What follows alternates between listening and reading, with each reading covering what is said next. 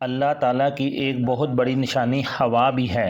اللہ تعالیٰ کی مجملہ نشانیوں کے ایک نشانی ہواؤں کا اختلاف و انقلاب ہے کہ ہوا کبھی ٹھنڈی ہوتی ہے تو کبھی گرم، کبھی سخت ہوتی ہے کبھی نرم، کبھی تیز ہوتی ہے کبھی آہستہ، کبھی پرواہ چلتی ہے کبھی پچھوا، کبھی شمالی چلتی ہے کبھی جنوبی، کبھی رحمت کی خبر و بشارت دیتی ہے تو کبھی عذاب لے کر آتی ہے۔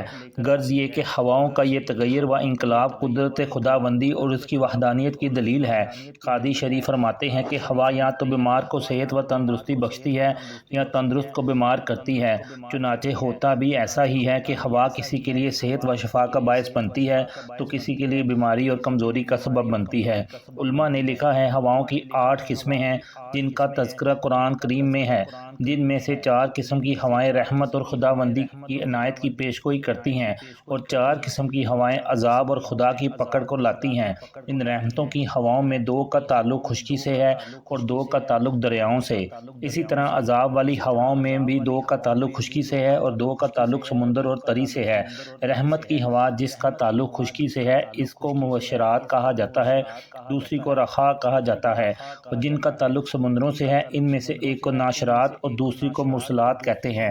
اسی طرح عذاب والی ہوا جو کہ خشکی پر چلتی ہے ان میں سے ایک کو عقیم اور دوسری کو سرسر کہتے ہیں، اور دریاؤں اور سمندروں کی جو عذاب والی ہوا چلتی ہے ان میں سے ایک کو آصف اور دوسری کو کاسف کہتے ہیں۔ اللہ تعالیٰ عمل کی توفیق عطا فرمائے۔ لائک اور شیئر کر دیں، چینل کو سبسکرائب اور فالو کر دیں۔